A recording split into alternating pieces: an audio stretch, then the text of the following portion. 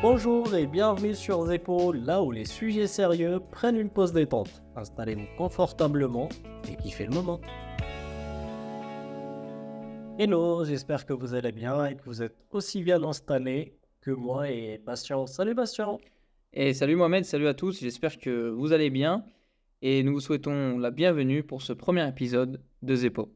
Épisode 0. Crash test. Ouais, on peut l'appeler comme on veut, Revenge, Origins, c'est comme vous voulez. Mais est-ce qu'on n'oublierait pas un petit quelque chose, Bastien? Mais tout à fait, je crois qu'on a oublié les bonnes manières.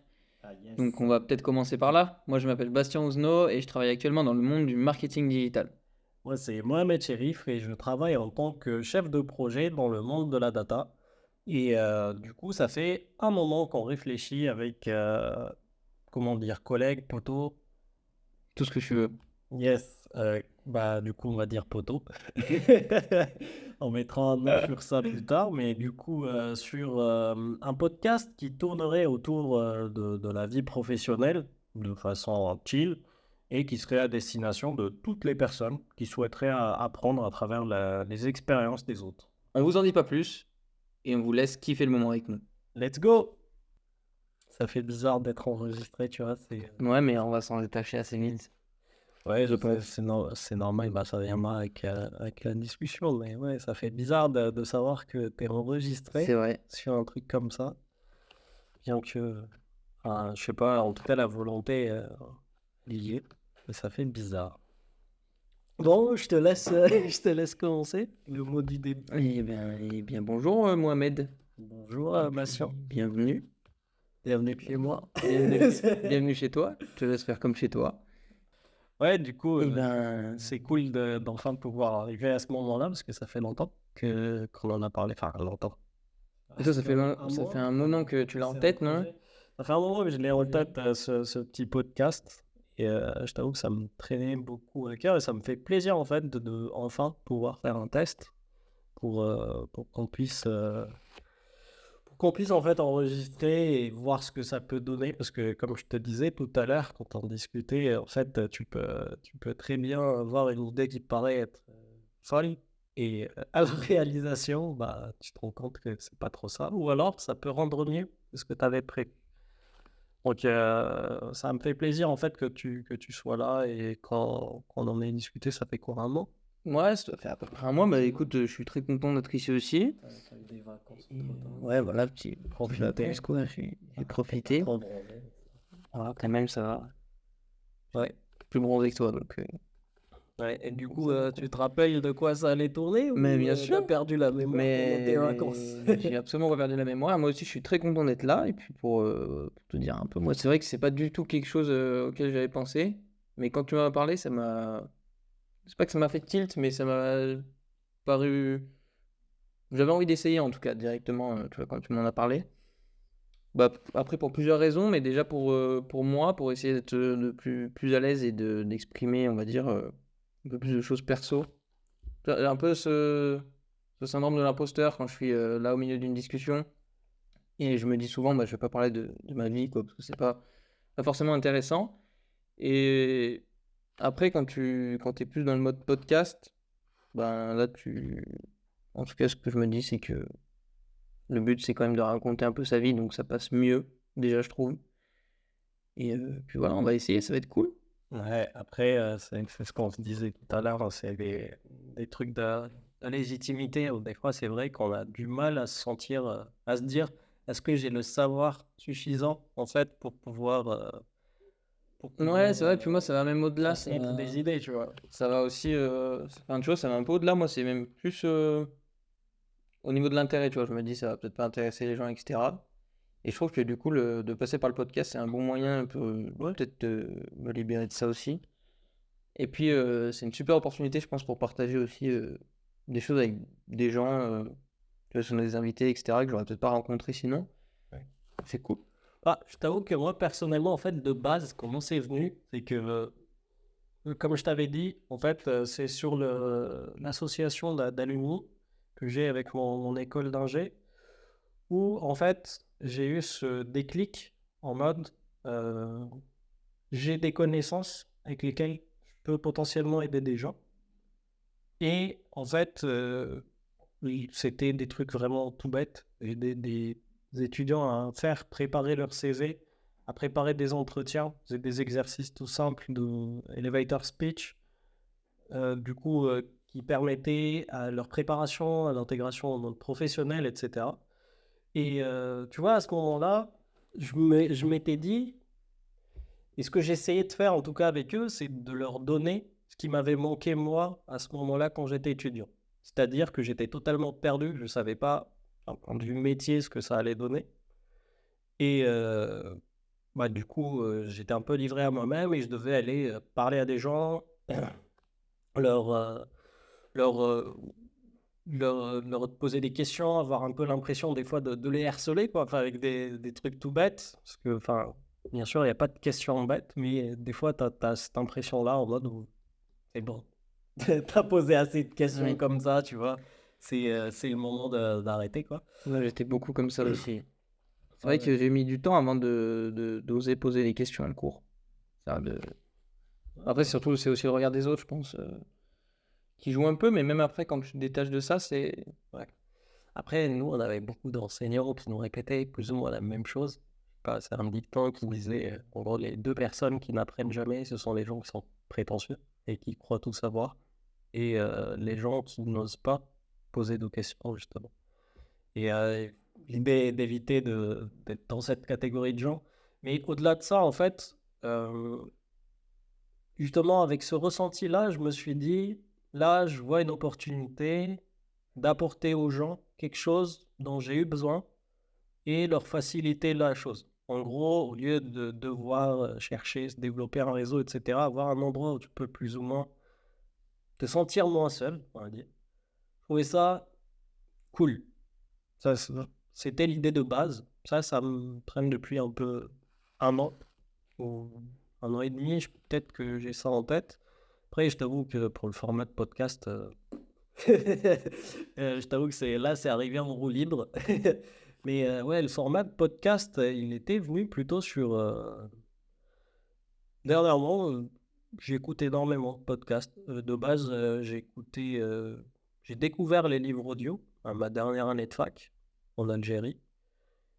Et j'ai découvert les livres audio. Je trouvais que j'étais méga sensible à entendre le fait d'entendre quelqu'un faire quelque chose. Je suis même plus sensible à entendre quelqu'un qui me parle que de lire un document. Ok.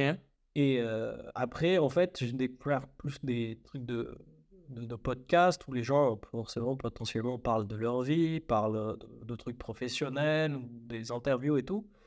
Et ce que j'ai aimé, en fait, par rapport au podcast et ce qui les différencie potentiellement d'un livre audio, c'est que, surtout sur les podcasts où les gens racontent leur expérience, en fait, tu arrives à t'identifier, à te dire, bah, je suis pas le seul à vivre telle situation ou telle situation. Donc ça me confortait en fait, et je me disais, bah, c'est cool. Et bah, tu vois, c'est là où je me suis dit, pourquoi pas essayer de poser ça, enfin, de lier les deux, faire un. Ouais, carrément. Et puis même, je pense, tu vois, au-delà de ça, le format podcast, il crée vraiment de l'int. Enfin, après, moi, je suis pas trop. On va dire que le podcast, je l'ai pas découvert comme ça. Mais et les livres audio, j'en écoute pas. Mais pour moi, le podcast, c'est aussi beaucoup plus d'interaction Hmm. qu'un livre audio. Et c'est vraiment ça qui est fort aussi là-dedans. Euh, Moi, j'ai pas la même approche que toi sur le podcast. Parce que j'en écoute pas tant que ça. Mais ça me parle aussi beaucoup parce que je viens d'un milieu bah, déjà assez digital et puis on va dire un peu de l'audiovisuel, donc forcément ça me parle. J'ai déjà pratiqué et je trouve que c'est un super vecteur, même si moi personnellement je suis pas forcément sensible à ça, ou en tout cas pas pour l'instant. Hmm. Peut-être que ça viendra plus tard. Peut-être que tu te mettras à Ouais, écouter notre peut-être que podcast. maintenant je vais me mettre à écouter le podcast. Tu seras le premier fan de notre propre Je suis le podcast. premier auditeur. Mais, Totalement. mais ouais, c'est vrai que moi, le podcast, ça me parle aussi. Et le fait que tu m'aies proposé, enfin, soumis l'idée du podcast, ça m'a beaucoup parlé bah, sur l'aspect technique, où je sais que bah, techniquement, moi, ça me plaît aussi. Et le sujet me plaisait également parce que moi, c'est un peu pareil quand j'étais étudiant.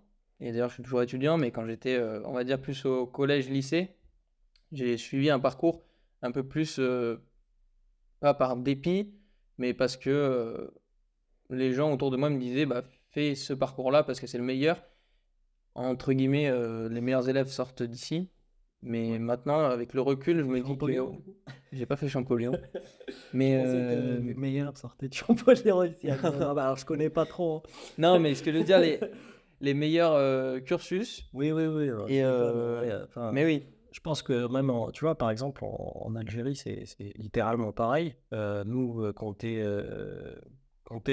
déjà au collège et que tu passes au lycée, tu as un premier, on va dire, découpage qui arrive où tu as plutôt des gens qui vont partir sur des trucs d'économie, littérature ou plutôt à des parcours scientifiques. Et à partir de du coup, l'équivalent de la première, c'est comment le principe? C'est deuxième, nous c'est première, terminale? seconde, Ou ouais, première seconde? terminale. Ouais. Ok. Donc, du coup, au niveau de la première, où là, tu as une sous-spécialité en quelque sorte. Parce que Ok. au début, comme je t'ai dit, c'est découpé entre littéraire et, enfin, scientifique. Scientifique, économique, etc. Et à la deuxième année de lycée, donc la première, on avait les découpages en mode tu pouvais avoir un bac mathématique, un bac scientifique, technique mathématique, économie, ou alors dans la littérature, dans la Ok, partie ouais, avec littéraire, c'était... des spécialités Voilà. que. Et là, Ok. du coup, les gens qui avaient les meilleures moyennes partaient plutôt vers Math-LM, des bacs TM, tu vois, etc. Donc, il y avait cette idée-là aussi, cette a priori de les meilleurs prennent ce parcours-là. Ouais, Et du coup, enfin, potentiellement, tu avais des gens qui étaient méga brillants en littérature et c'était limite leur vocation. Ils auraient pu faire des folies et enfin, faire des folies dans ce domaine-là. Sauf que, ben, en gros, vu qu'ils étaient bons, on leur a dit, bah, vous allez faire des maths. ouais, en fait, c'est exactement bah, pareil. Ce qui s'est un peu passé, c'est que bah, moi j'avais des bonnes notes sans forcément trop travailler, donc on m'a dit bah va plutôt en bac scientifique. Sauf qu'après, enfin maintenant avec le recul, je trouve ça dommage et je regrette presque en vrai ce choix-là. Qui est pas, en fait, c'est comme je manquais de connaissances sur le sujet et que, comme tu l'as dit tout à l'heure, tu l'as très bien dit, je me sentais esseulé aussi dans ce sens-là. J'ai pas vraiment pu faire mon propre choix, mais en même temps, j'avais pas vraiment de choix à faire parce que pour moi, il fallait suivre ce chemin-là et je me posais pas trop de questions. Bah, après, la question qui me vient à l'esprit déjà, comment tu as fini par atterrir là où tu es? Parce que, enfin, moi, si je viens de parler de mon propre parcours, c'est vrai que j'ai pas mal été aiguillé sur le début, mais à partir de la fac, en fait, ça me paraissait comme une évidence de vouloir faire ça, tu vois, et pas autre chose. Je te raconterai Ouais, mon parcours plus dans le mais détail tout à l'heure, tu vois, sur mes choix, parce que c'était un peu rigolo après mon bac. Mais tu vois, enfin, ça m'intéresserait de savoir comment, tu vois, limite, tu étais sur un parcours plutôt technique, je suppose, ou enfin, qui s'orientait vers de la science, des mathématiques et tout, et tu dis limite que tu regrettes et que potentiellement, comment tu as fini par faire de la com, partir sur le domaine dans lequel tu es actuellement? bah en fait, on va dire que bah, après je regrette oui et non parce que ça m'a donné quand même des bonnes bases sur pas mal de matières, donc c'était vraiment cool quand même de faire un lycée scientifique. Je regretter, je pense, c'est un mot un peu fort, mais c'est vrai que j'aurais peut-être Ouais. pas fait ce choix-là, tu vois. C'est en y repensant, j'aurais peut-être pas pris cette décision-là. Mais bah, moi, il faut savoir, je pense qu'en fait, c'est une vocation qui est un peu enfouie parce que si tu veux, quand j'étais petit, bah, je suis toujours très proche de mon grand-père. J'étais très proche de mon grand-père et de mes grands-parents en général. Mais il y en a qui habitent à 30 minutes de chez moi et tous les mercredis, on allait là-bas, le mardi soir. Et mon grand-père, en fait, lui, ce qu'il aimait faire, c'est filmer ses voyages. Et dès qu'on est né, filmer ses petits-enfants, la famille, etc. Et du coup, depuis tout petit, tu vois, depuis que je dois avoir 5 ans, j'ai pratiqué le montage, quoi. Moi, j'allais chez mon papy et Ouais. on faisait du montage sur Premiere Pro 96 ou Ah oui, je sais old plus school, quelle quoi. Premiere Pro, Old mais school old de school. montage, tu vois. Et il a toujours, quoi, toujours la même Montage version. sur les jeans. Et en fait, c'est pas vraiment du montage, mais du coup, on assemblait Ouais, les plans et c'était. J'aimais trop, en fait, tu vois, je faisais ça, mais ouais. limite, j'ai appris à faire du montage avant de savoir lire et écrire, quoi, presque. Ah ouais? Et du coup, ouais, non, mais c'est fou, parce que genre, je me rappelle, c'était l'activité où je demandais à mon grand-père, on va faire du montage maintenant. Et ça, je pense que c'est quelque chose qui, du coup, qui m'a transmis. et qui est resté. Après, on est à l'adolescence, c'est un peu, tu vois, ça a un peu disparu, on va dire. Enfin, j'allais moins chez eux et je pratiquais moins ça aussi. Mais c'est quelque chose qui est revenu du coup ouais, après le lycée. Moi, il faut savoir que donc c'était vraiment que montage, hein. Je filmais pas, etc. Ça m'intéressait pas trop de tenir la caméra. C'était vraiment la post-production et le montage. Et en fait, comme j'ai choisi scientifique, je me suis dit, bah, je vais faire médecine. Je me suis dit, ça peut être pas mal.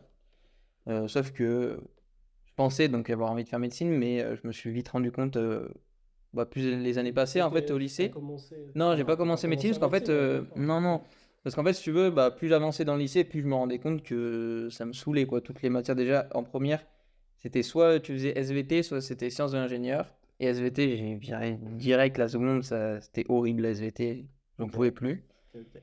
Et, et en fait, je me suis, on va dire, réorienté en terminale. Où je me posais de plus en plus de questions, etc. Tu sais, t'arrives à 18 ans, donc t'as quand Ouais. même. Et j'avais commencé à avoir pas mal de questions. Je me suis dit, en fait, c'est pas, je vais pas faire médecine, ça va. Déjà, ça m'intéresse pas tant que ça, Mhm. voire pas du tout. Et je trouve que ça va être dommage. Donc, j'ai demandé un DUT métier du multimédia et de l'Internet. Ok. Donc toujours pour suivre un peu un cursus, on va dire classique, mais dans quelque chose qui me correspondait déjà plus, je pense. Et c'était assez généraliste, donc sur tout ce qui est métier de la communication. Il y avait aussi pas mal de visuels, il y avait un petit peu de marketing, il y avait un peu de développement web, mais dans, dans du basique, quoi, HTML, CSS. Ouais. Et ces 2 années-là, j'ai vraiment bien kiffé. J'ai découvert bah, plus du coup le montage, je connaissais déjà, mais j'ai découvert plus la photo, tu vois, un petit peu pareil, la vidéo, le cadrage, etc. Donc ça, c'était un kiff déjà. Et en parallèle, j'ai découvert le marketing, qui m'a aussi beaucoup plu. Enfin, je trouvais que le concept était trop cool, quoi, de savoir en fait comment tu vends des produits par le marketing aux gens ou des services. Et, euh, et en fait, tout simplement, le marketing, ça, dans ma tête, ça ouvrait plus de portes. Et comme j'avais déjà pas mal pratiqué le montage, etc., et que je savais que j'allais continuer à pratiquer de mon côté, j'ai préféré m'orienter bah, plutôt dans le marketing. Et puisque c'était plus simple aussi, plus accessible, on va dire, même en termes d'études. Mais tu vois, hein, donc après, je suis arrivé en licence, l'équivalent de la troisième année de licence. Et je suis quand même parti sur une alternance plus en production de contenu. Ok. Photo, vidéo, dans une entreprise qui fait du matériel de sport d'hiver. Et c'était cool, hein. Ouais. Mais on va dire que les tâches étaient un peu trop répétitives et que le cadre était... franchement, le cadre était super cool. Mais les tâches étaient... Ouais. Les tâches étaient un peu... Ouais. Je me suis un peu lassé, on va dire, même Il y si... il y avait une espèce de.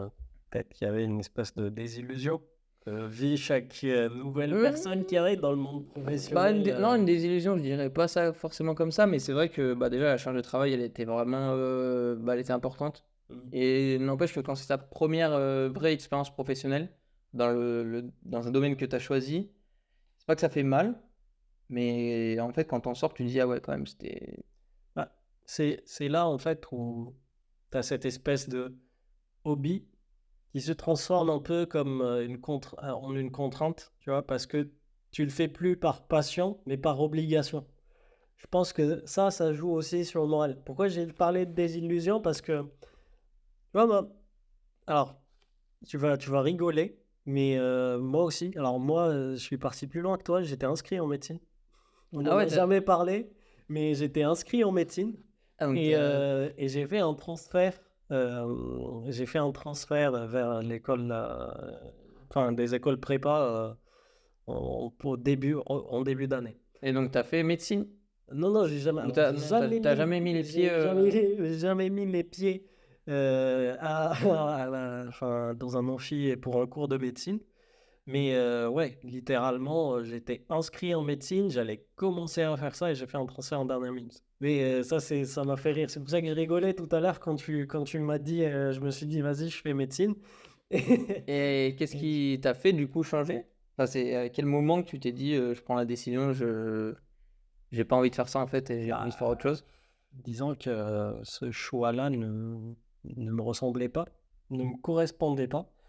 Euh, Moi, c'était énormément l'influence de mon entourage. Tu vois, en mode, c'était fais médecine parce que ben, c'est un peu la voie d'excellence, en quelque sorte. Comme on disait tout à l'heure, c'est les meilleurs qui vont vers ça. Donc, c'est un parcours qui est assez exigeant et tout.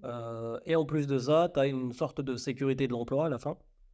Donc, tu as cette notion-là où, en gros, ben, il y aura toujours besoin de médecins. Et quand tu fais médecine, tu t'assures plus ou moins un emploi.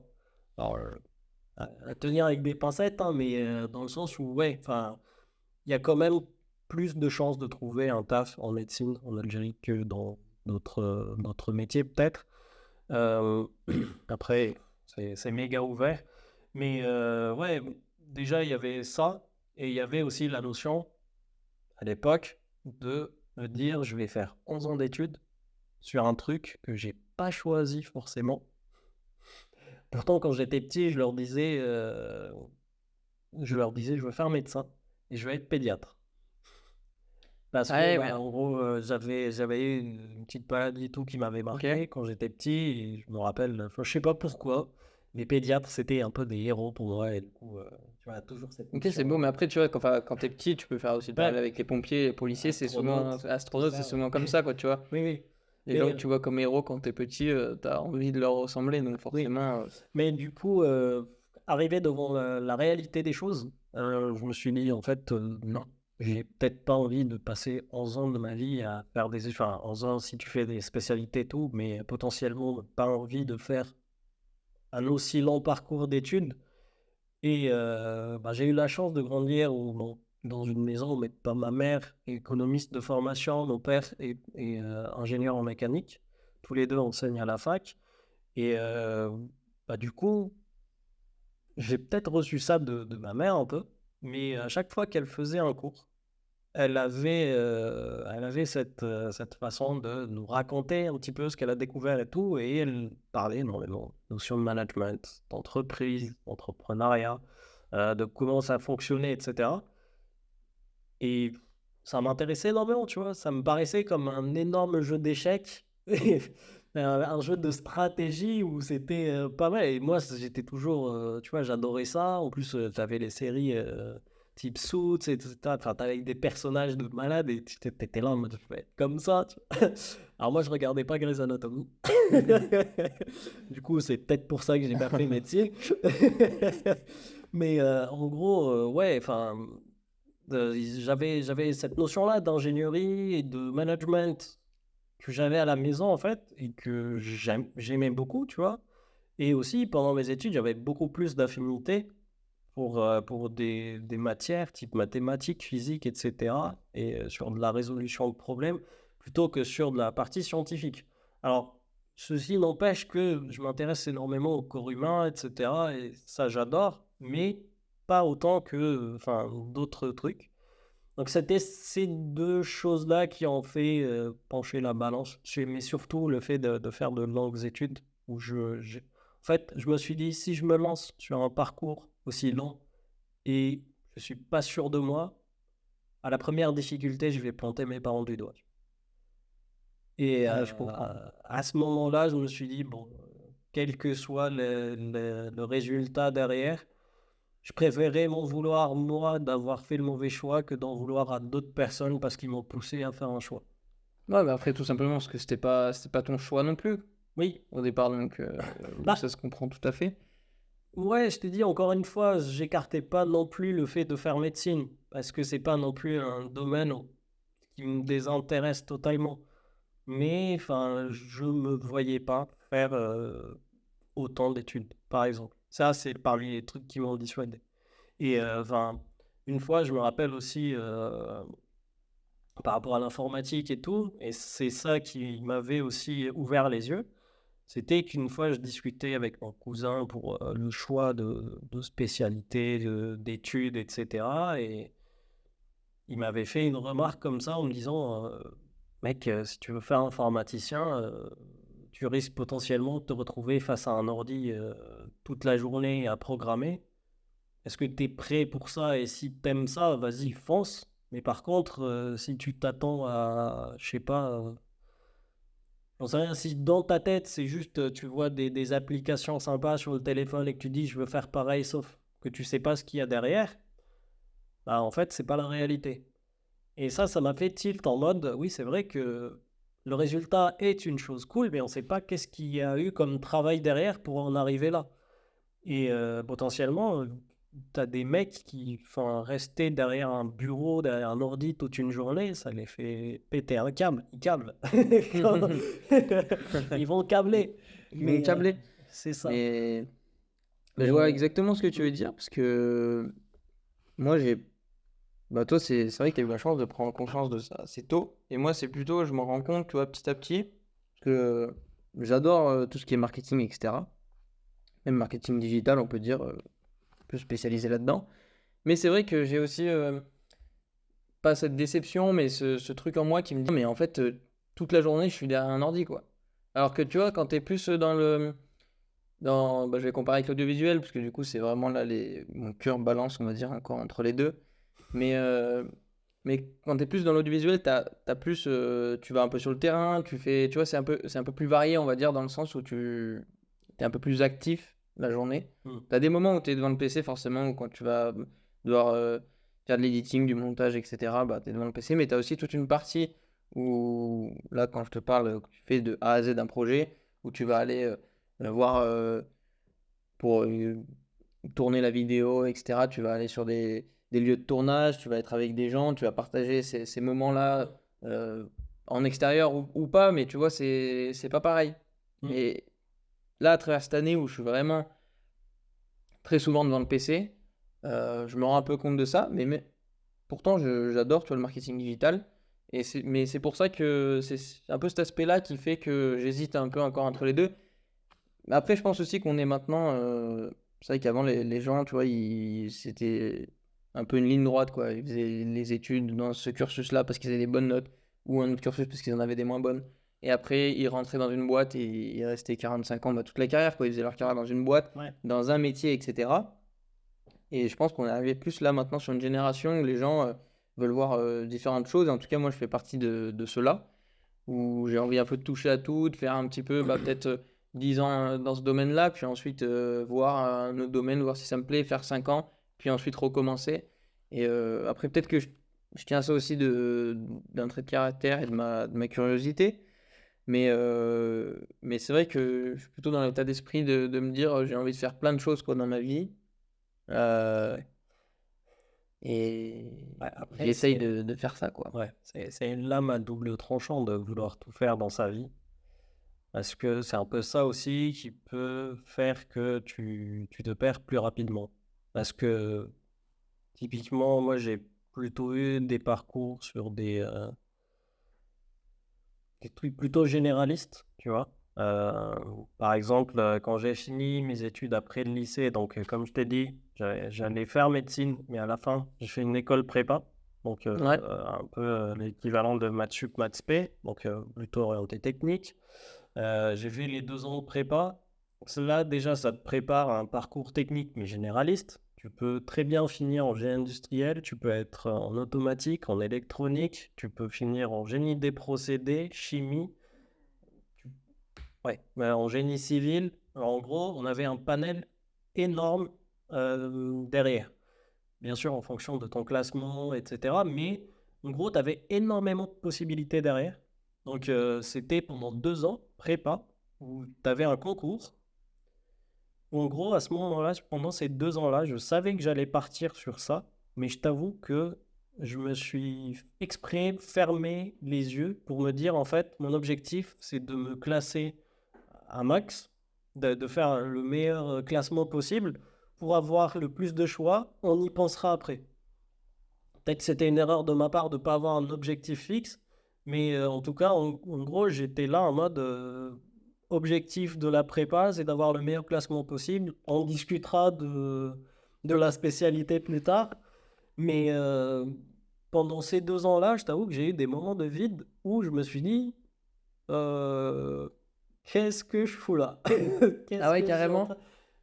Oui, enfin, alors, pas sur le point de vue technique, mais dans le sens où j'étais là en mode, je suis en train de bosser, je suis à fond dans la préparation de mes concours, etc. Sauf que derrière, je sais pas si je vais être chimiste, je sais pas si je vais être électronicien, je sais pas si je vais être hydraulicien, tu vois, je savais pas du tout dans quelle partie j'allais me retrouver.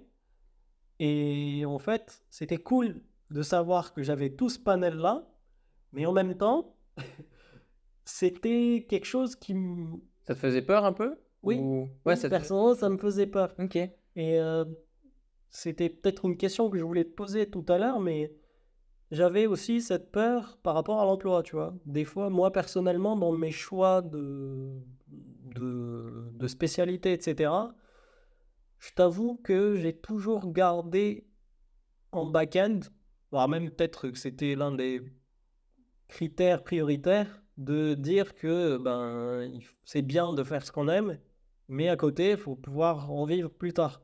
Parce que derrière, tu auras des responsabilités, etc. Et à ce moment-là, il faudra les assumer.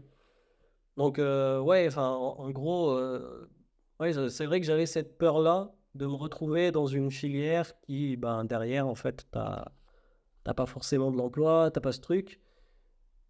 J'ai eu la chance de, en tout cas, le truc qui me plaisait, il y avait, enfin, c'était un panel qui était énorme, où ça avait pas mal de potentiel. Beaucoup d'entreprises demandaient ce genre de profil. Donc, j'ai eu cette chance-là, où ça a matché. Mais, enfin, des fois, je me dis, est-ce que potentiellement, si j'avais fait quelque chose, enfin, si j'avais aimé autre chose et choisi cette chose-là, et derrière, ben, en gros, le marché de l'emploi était très, très peu friand, on va dire, est-ce que j'aurais réellement choisi cette voie-là? Tu vois. Ouais, je te rejoins un peu sur ce point-là. Déjà, moi, bah, pareil, en fait, le DUT, je pense que ça a été un de mes meilleurs choix. Et c'est les 2 ans où j'ai eu l'impression d'avoir le plus appris, tu vois, dans toute ma scolarité. Et je me suis plus amusé, en fait, à l'école. Tout simplement, bah, comme tu disais, parce que ça ouvre, en fait, tu vois, plein de domaines, ça ouvre plein de portes. Et ça, moi, c'est pas du tout quelque chose qui me faisait peur. Justement, c'est un sentiment que j'ai adoré, en fait. Moi, je savais pas ce que j'allais faire après, mais de voir que j'avais le choix, ça me plaisait beaucoup. J'avais pas forcément de peur par rapport à ça. Après, oui, forcément, par rapport au marché de l'emploi, et comme je te le disais tout à l'heure, c'est aussi pour ça que mon choix s'est plus porté sur le marketing, parce que c'est un domaine qui est un peu plus porteur et un peu plus dynamique. Et surtout que l'audiovisuel, ça reste quand même très fermé. Et que déjà, pour entrer dans une école d'audiovisuel, c'est hyper fermé. Il faut passer des concours de fou ou avoir une culture cinématographique, avoir de la technique, etc.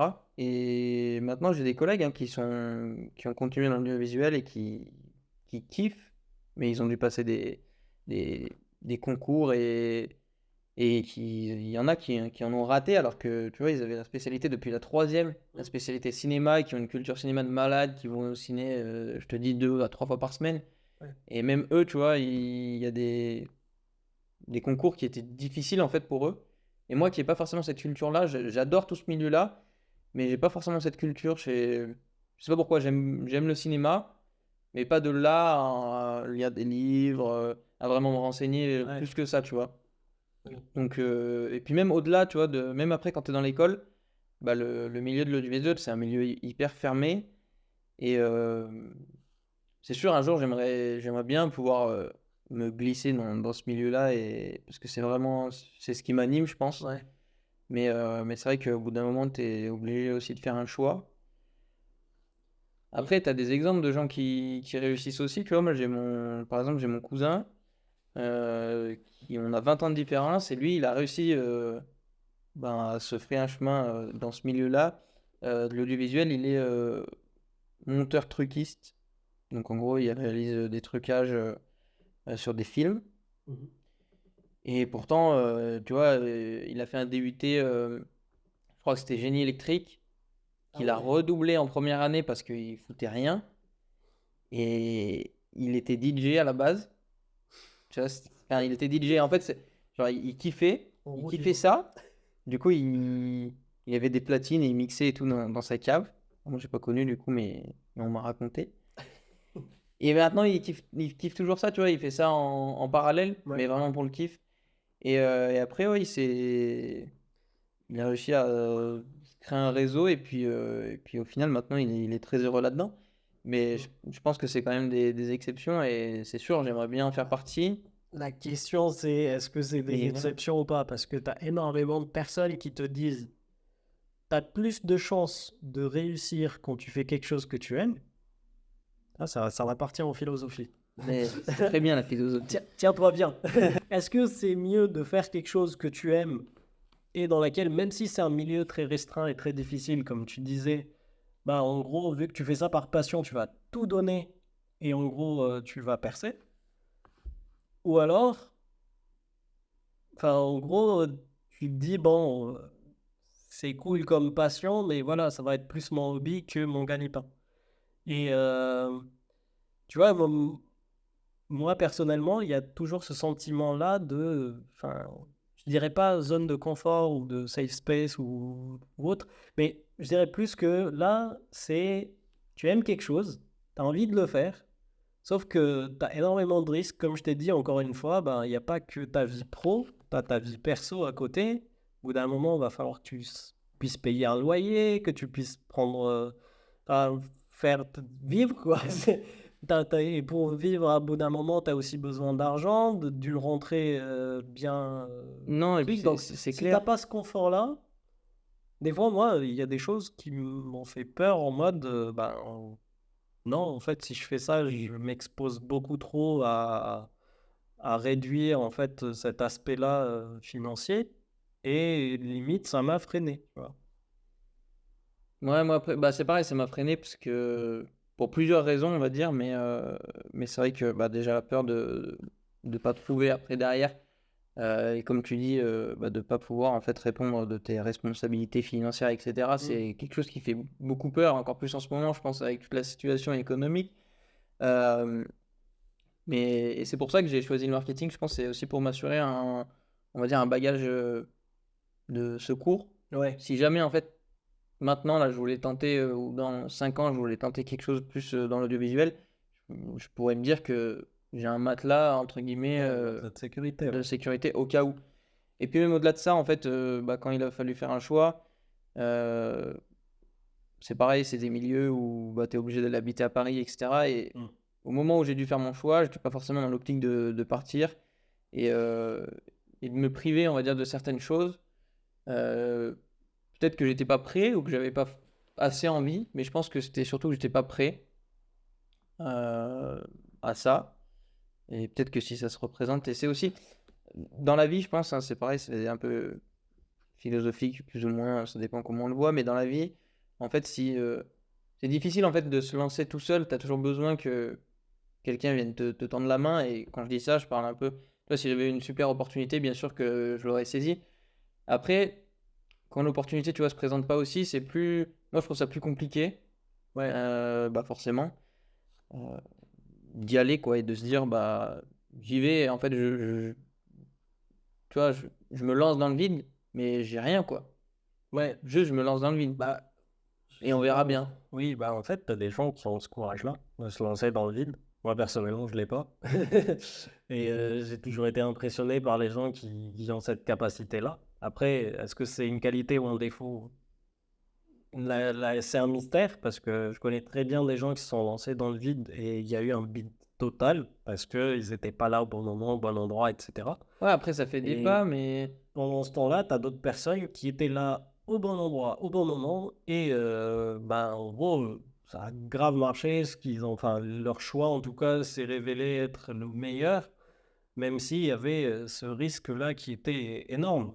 D'ailleurs, tu as cette notion-là en entrepreneuriat qui revient souvent, tu vois, enfin, ce qui différencie un entrepreneur de quelqu'un qui est genre un simple, enfin, qui travaille en gros pour une boîte ou quelque chose, c'est cette notion-là de, ben, t'en as un qui est dans une sorte de zone de confort, parce qu'on va pas se mentir, être salarié, ça a un certain confort que potentiellement tu n'as pas en tant qu'entrepreneur, tu vois. Ouais, c'est parce que c'est un confort qui est moins stable, en fait, Oui, un toi, confort t'as qui est cette remis, notion en de fait, en stabilité doute, aussi. Ouais. qui est remis en doute chaque jour. Mais après, tu vois, pour moi, c'est pas forcément une qualité ou un défaut d'arriver à se lancer.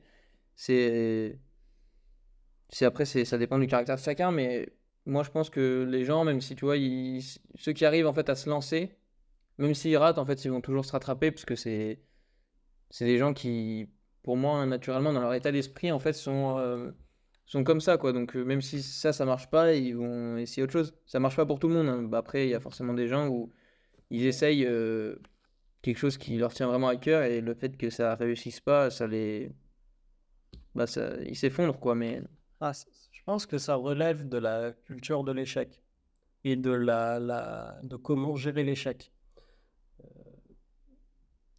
En fait, des fois, en gros, pour se lancer sur n'importe quel projet, avant de faire quoi que ce soit, la première chose qui risque de te freiner, c'est de te dire, ouais, mais je vais me planter. Ou alors, oui, mais si je fais ça, ça va pas marcher. Il y a déjà des centaines de personnes avant moi, tu vois. Et je pense que là, derrière, en gros, il y a juste une peur de l'échec et une peur de la vision des autres sur soi qu'on n'affronte pas forcément. Et cette notion de l'échec, elle différencie, tu vois, d'un pays à un autre. Typiquement, aux États-Unis, par exemple, une personne qui se lance dans une expérience entrepreneuriale, qui lance sa boîte et qui foire, il va quand même garder ça sur son CV. Alors que potentiellement, en Europe, il va pas le faire. Enfin, admettons que c'était une expérience sur une année, il a aidé grand-mère à peindre sa maison, tu vois. Mais en gros, il y a énormément cette notion-là de comment on perçoit un échec. Il y en a qui voient ça comme un gain d'expérience, parce que quel que soit ce que tu as fait, bah, du coup, tu as essayé. Et d'autres qui te disent, bah, un échec, ça reste un échec, ça veut dire que ben, tu n'as pas les compétences requises pour. Alors que c'est pas forcément le cas, tu vois. Mais moi, je pense que d'arriver à te dire que même si t'échoues, c'est un gain d'expérience, c'est une super qualité, mais même tant dans le monde professionnel en fait que personnel, parce que tu vas pouvoir te lancer beaucoup plus facilement, tu vas pouvoir relativiser par rapport à plein de choses. Et en fait, pour moi, si tu arrives à penser comme ça, tu as tout compris. Moi, j'arrive pas du tout à penser comme ça, par exemple. Moi, j'ai peur de cet échec-là et ça a un peu résonné quand tu parlais d'entrepreneuriat, parce que moi, ça doit faire maintenant, allez, bientôt 2 ans que j'ai lancé, en parallèle de mes études et de l'alternance, mon auto-entreprise, donc dans tout ce qui est plus orienté communication à la base, parce que bah, pour te raconter un peu l'histoire, c'est vraiment, moi, tu vois, c'est comme tu dis tout à l'heure, être au bon endroit, entre guillemets, au bon moment, et c'est plutôt le destin qui m'a poussé à faire ça, parce que j'ai travaillé pendant, voilà, ça va être ma 3e année, si j'ai travaillé des fois les week-ends, dans un restaurant dans mon village l'été, en fait, pour me faire de l'argent. Parce que quand j'ai eu 18 ans, je me suis dit, bah, ça serait cool de travailler, d'avoir un peu plus d'argent de côté, etc. Et là, une fois, je rencontre une dame, etc. Et une cliente, hein, tout simplement, elle vient payer, et on commence un peu à discuter, etc. Et en fait, il s'avérait qu'elle cherchait quelqu'un pour s'occuper de ses réseaux sociaux. C'est quelqu'un qui avait une entreprise de formation. Ouais. Et en fait, elle habitait dans mon village, je l'avais jamais vue. Et aussi grâce à mon patron qui m'a poussé un petit peu, etc., qui m'a vendu en fait à cette dame-là, j'ai pu en fait saisir l'opportunité d'avoir un travail et de travailler pour elle, Ouais. en freelance, on va dire. Et c'est pour ça que j'ai lancé mon auto-entreprise. Mais tu vois, je ne me suis pas lancé tout seul. Et je pense que c'est vraiment cette peur de l'échec-là qui a fait que aussi. Et c'est pour ça qu'après, donc j'ai fait ça. Bah, tu avais une sorte de matelas de sécurité au final. Là, oui, j'avais le Parce que matelas. tu Oui, commençais littéralement avec un client.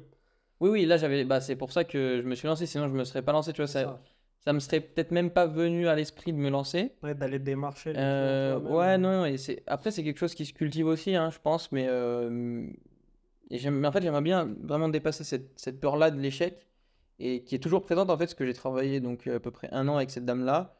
On va dire qu'après, ça me faisait beaucoup de travail entre tout et ça me correspondait plus vraiment, donc on a décidé tous les deux d'arrêter. Et pour plusieurs raisons, c'est pas que ça marchait pas forcément, mais on va dire qu'on n'arrivait pas bien à atteindre la cible, mais parce qu'on n'était pas sur le bon réseau et que Ouais. En fait, c'est pareil, c'est un autre débat, mais c'est hyper compliqué de gérer en fait ton premier client, etc. Oui, oui, non, mais c'est Euh, normal. mais bref, du coup, j'ai arrêté. Et là, il y a peu, j'ai pareil une opportunité un peu qui s'est présentée à moi parce que j'ai un collègue de classe avec qui je m'entends très bien et que je connais maintenant depuis bientôt 2 ans.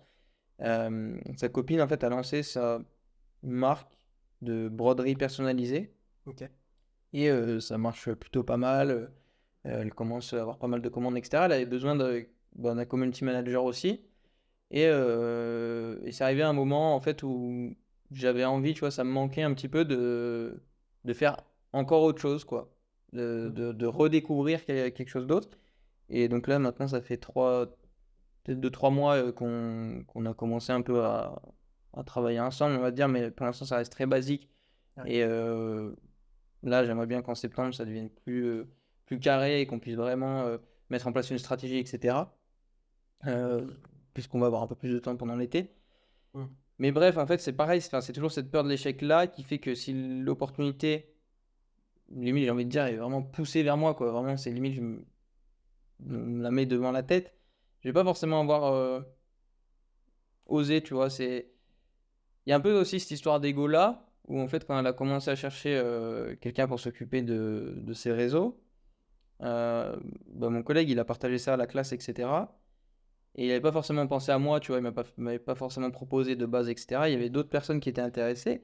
Et c'est là où je me suis dit, mais en fait, bah, moi, ça me ferait kiffer, quoi, tu vois, Ouais. d'avoir une expérience comme ça. Mais c'est vraiment, en fait, je sais pas comment dire, mais pour l'instant, je saisis les opportunités que quand elles sont vraiment, je sais pas comment dire, quand elles me poussent presque, tu vois. Ouais. Quand elles me C'est poussent elle à qui aller vers, vient. ouais, voilà, C'est c'est elle elles qui qui viennent. vient à toi, c'est pas toi qui vas les chercher. Et j'aimerais bien arriver à dépasser ce cap-là. Après, je pense que c'est aussi. Parce que t'as peur d'aller chercher quelqu'un, enfin, de présenter tes services à quelqu'un et que la personne soit déçue de tes services à la fin. Ouais, c'est exactement ça. Tu vois, c'est moi ce qui me ferait Ah ouais. vraiment kiffer, c'est Bah, d'être plus dans la même, plus faire de la création de contenu, etc. Et comme j'ai pas beaucoup d'expérience entre guillemets, tu vois, j'ai qu'un an d'expérience sur un truc vraiment très spécifique en photo, hmm, quelque chose tu vois, que j'ai pas forcément envie de refaire. J'ai plutôt envie de me faire toujours de la photo, mais mais un autre type de photographie. ouais. Et c'est vraiment cette peur-là en fait ouais, de décevoir parce que quand t'as un vrai client en face, que du coup tu lui factures quelque chose, déjà c'est la peur de l'échec, pas envie de le décevoir, et puis pas envie qu'il se sente, tu vois, pas arnaqué, mais qu'il en ait pas pour son argent à la fin, tu vois. Bah, Je me sentirais vraiment mal. oui, non, mais je suis d'accord avec toi. Après, tu peux très bien être honnête et me dire que ça t'intéresse, que tu veux bien faire ça et que du coup, enfin, c'est limite ton client pilote, quoi. Pour pas dire cobaye, ça va être ton pilote. Et du coup, ben, sur cette base-là, bah, au moins déjà, tu auras essayé ce nouveau domaine, tu vois.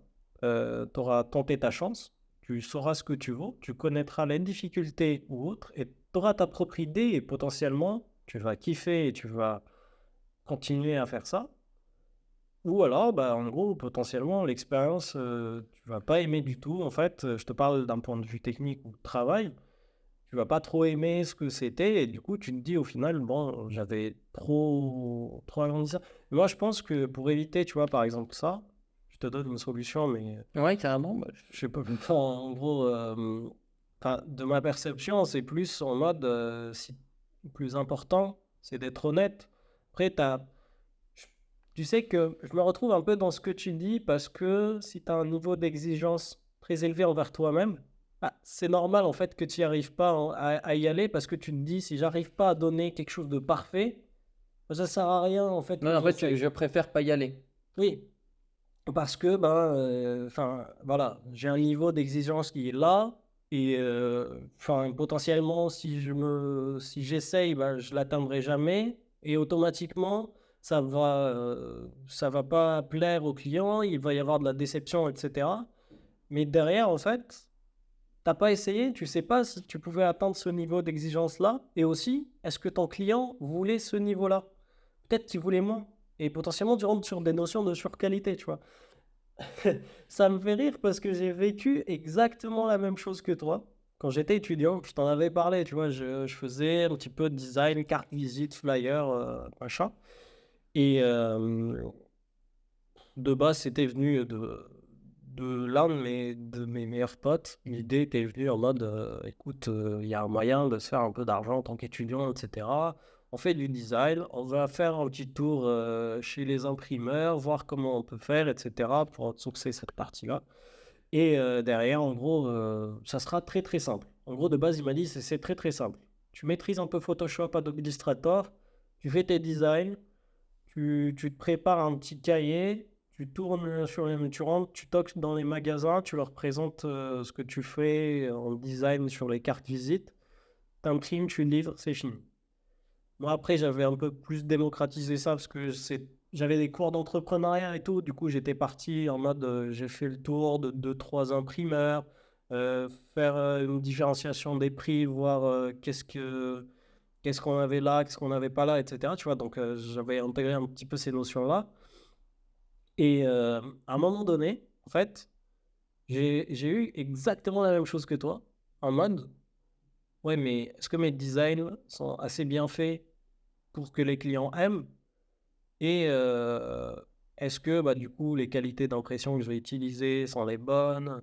Est-ce que si, est-ce que ça, etc. Sauf que à côté, on n'est pas une multinationale et t'as pas une liste de clients, enfin une réputation de fou malade.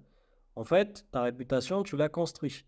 Et surtout au début, en fait, si tu arrives à trouver des clients, ce qu'on appelle prospects, ils vont t'aider en fait à construire cette image avec toi. Et au contraire, c'est pour ça que je t'ai dit, faut être honnête.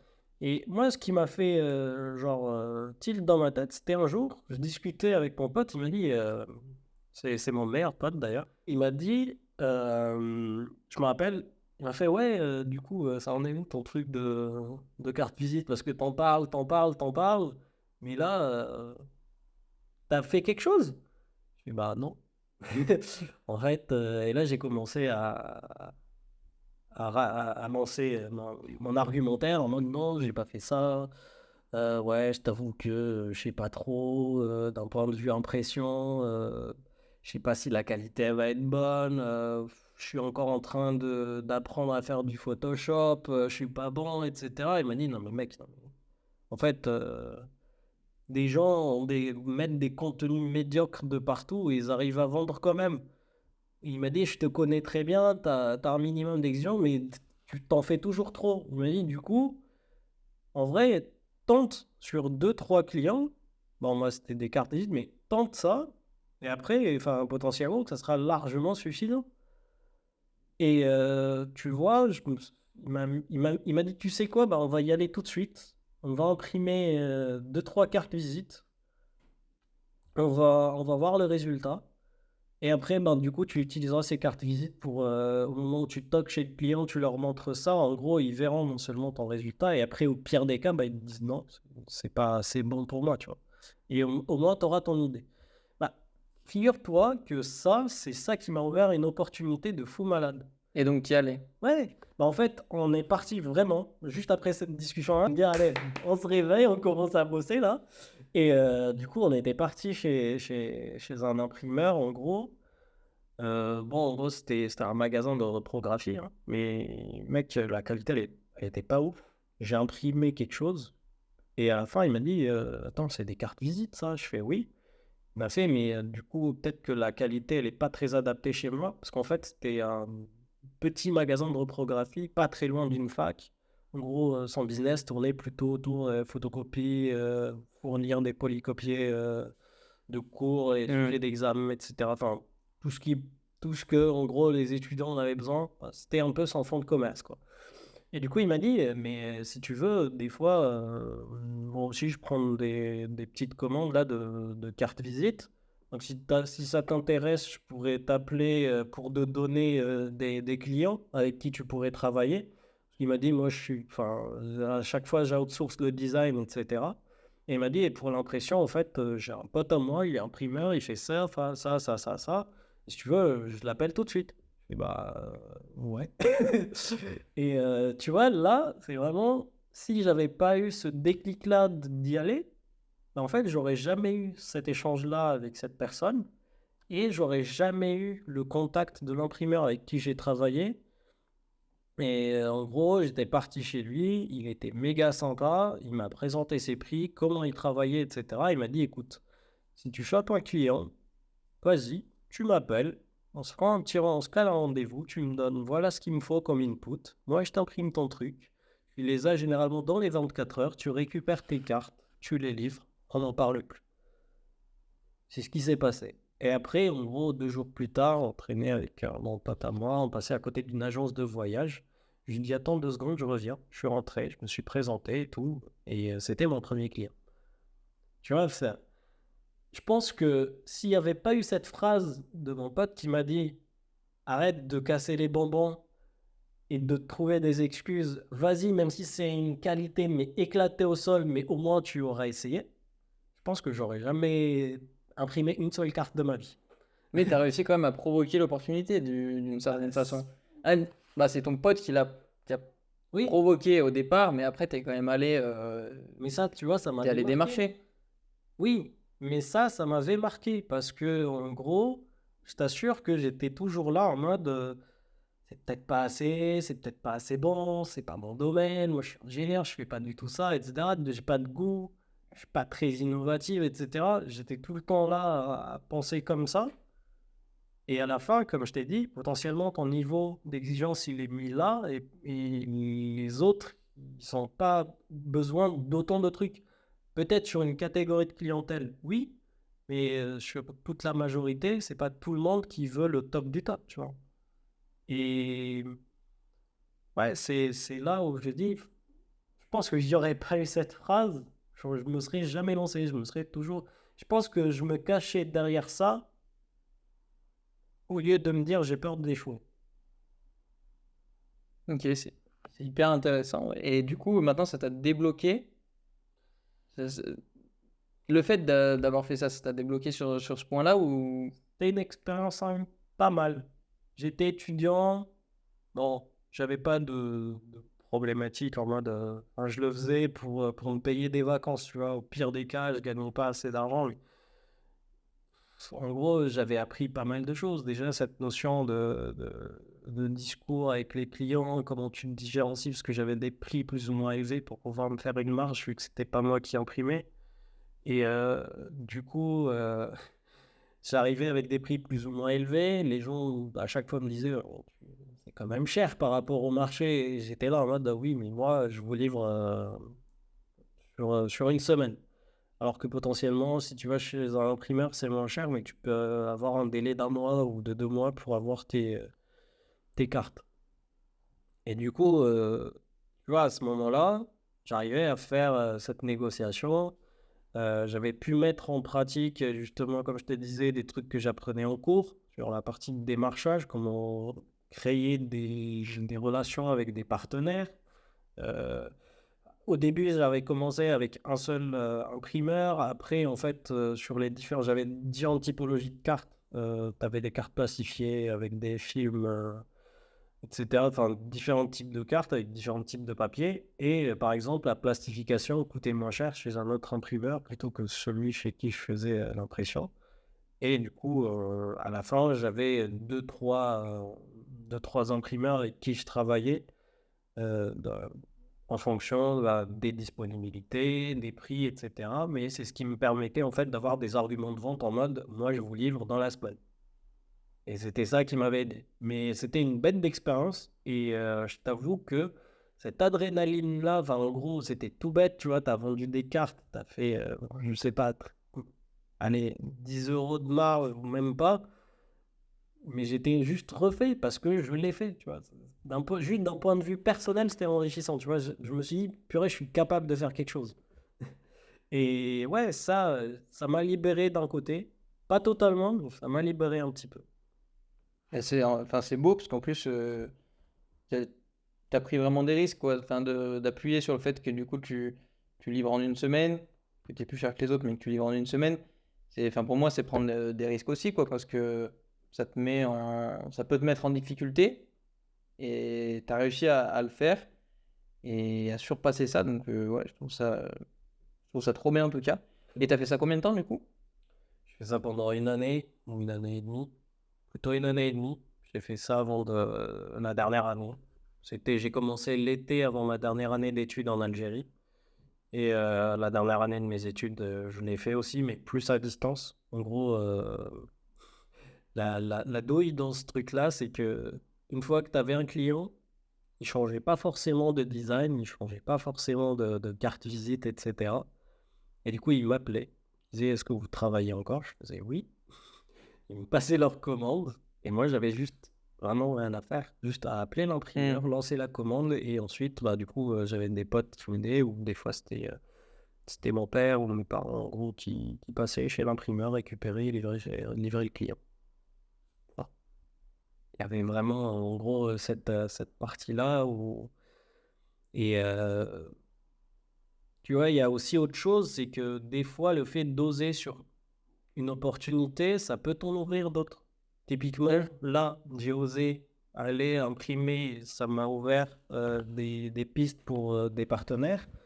Mais de l'autre côté, en démarchant des clients, il y en a je partais pour des cartes visites au début, il y en a qui m'ont demandé des affiches, il y en a qui m'ont demandé des flyers, il y en a d'autres qui m'ont demandé de faire leur vitrine.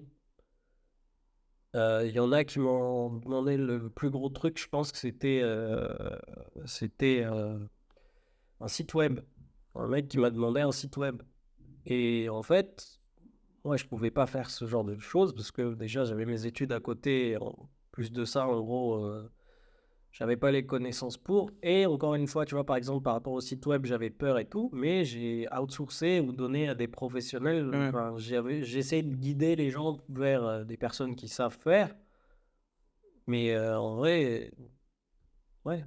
Ouais, ça me parle vraiment ce que tu me dis, parce que moi, enfin, mon parcours professionnel, on va dire, c'est que ça, quoi. Tu vois, au début, donc, je suis allé travailler dans ce resto-là et tout est parti de là. Et en fait, pourquoi j'y suis allé? C'est pareil, en fait, je n'osais pas.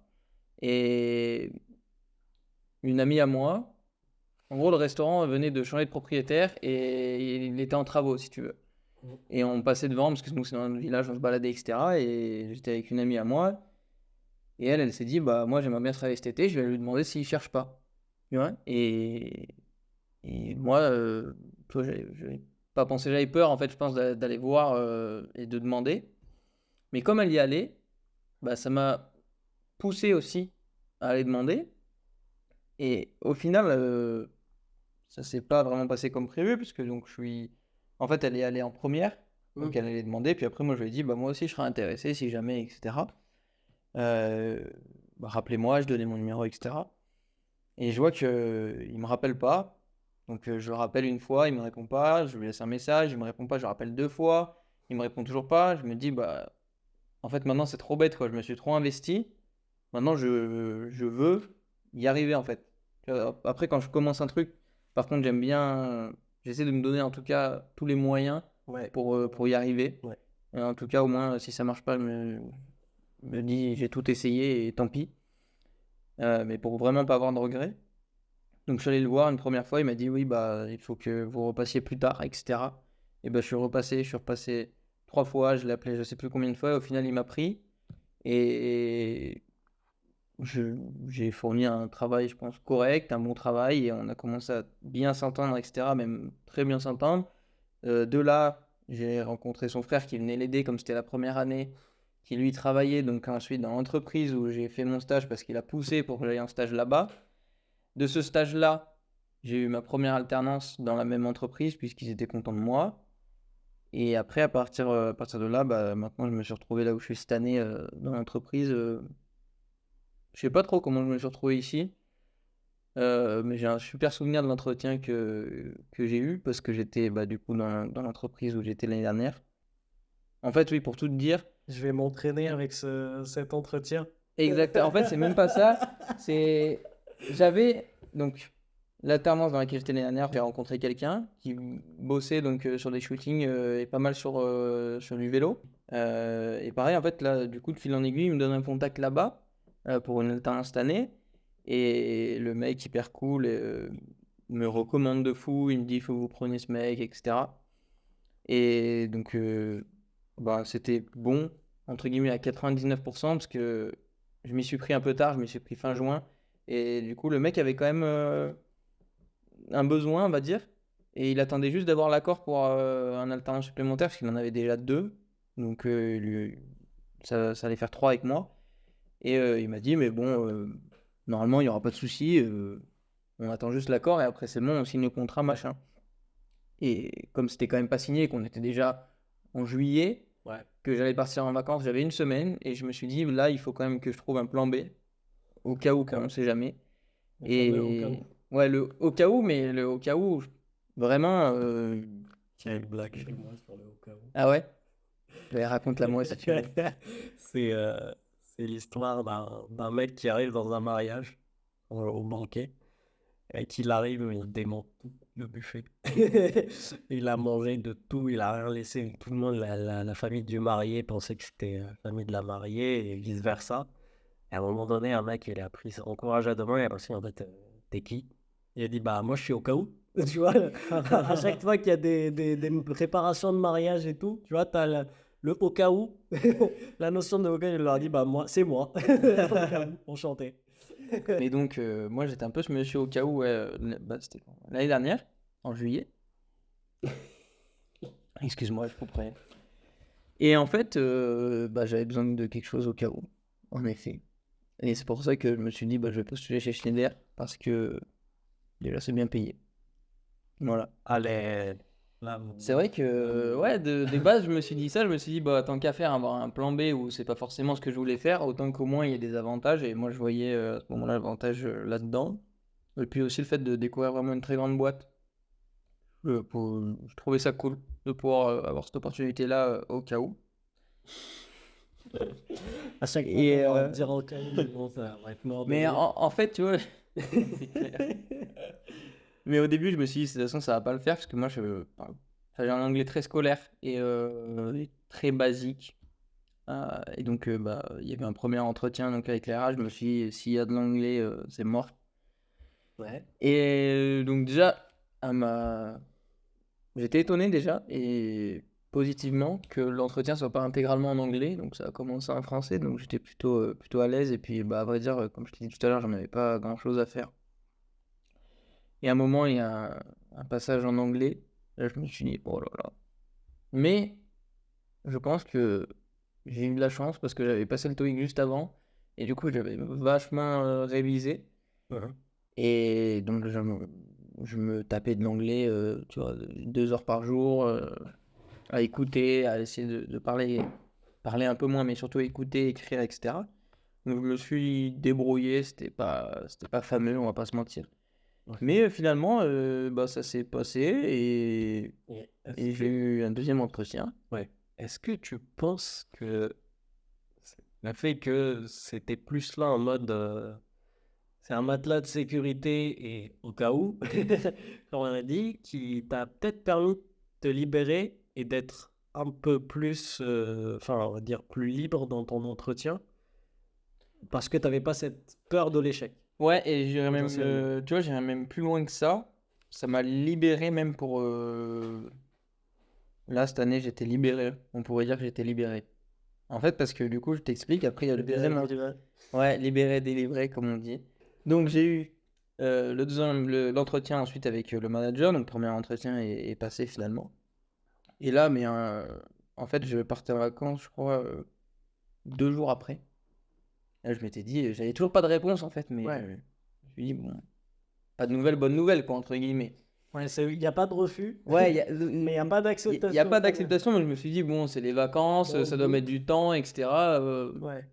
en plus, c'était pendant le du coup, c'est quoi? C'était à peu près je pense autour du 10 juillet, un truc comme ça. Ouais. D'ailleurs, le 10 juillet, c'est mon anniversaire. Ah bah on l'a raté du coup. C'est raté, mais c'est pas Joyeux grave. anniversaire Merci, 7 c'est jours gentil. plus tard.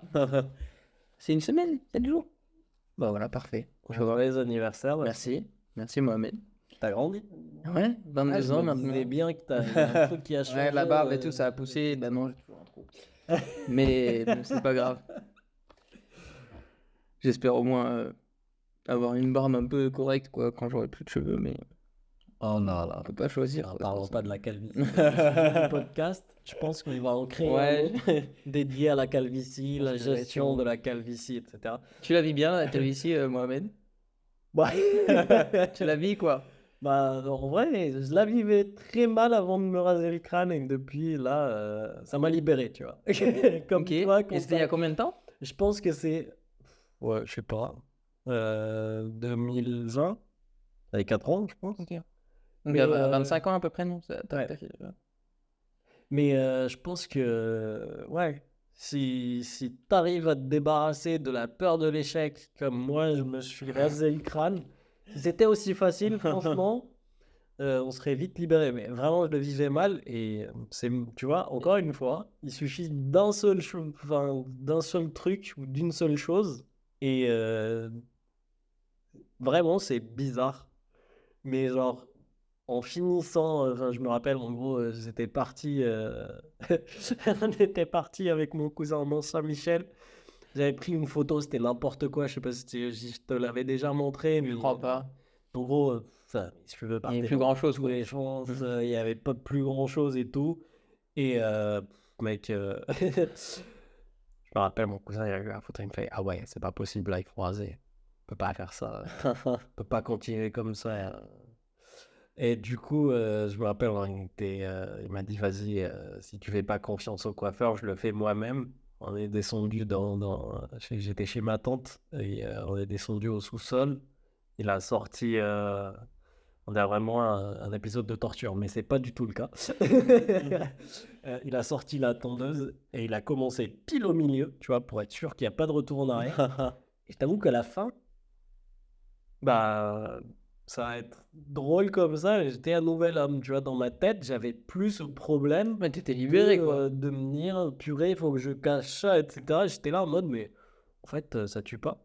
Pour revenir à quelque chose de plus professionnel et ce à quoi on parlait, je partais en vacances 2 jours après mon entretien et, et comme du coup voilà c'était autour du 10 juillet et donc c'était en plein Tour de France, donc je me disais bah, c'est normal, ils répondent pas pour le contrat, me disent pas que c'est ok parce qu'ils sont débordés, enfin tu sais ils sont full time là-dedans, donc j'aurais peut-être une réponse fin juillet. T'avais un petit peu le truc d'étudiant, là, quand le prof vous annonce qu'il va donner les notes de façon descendante, et qu'au bout d'un moment, t'entends 15, bon, tu te dis OK, et ensuite t'entends 12, tu te dis OK, ensuite ça descend en dessous de 10, et là, comme certains humoristes en parlent, Mike Bentala, par exemple, leur dit, commence à te dire, peut-être que peut-être que j'ai eu la meilleure note et le prof il est tellement fier qu'il va montrer ma copie à tout le monde et tout, tu vois, c'est sur ce genre de choses.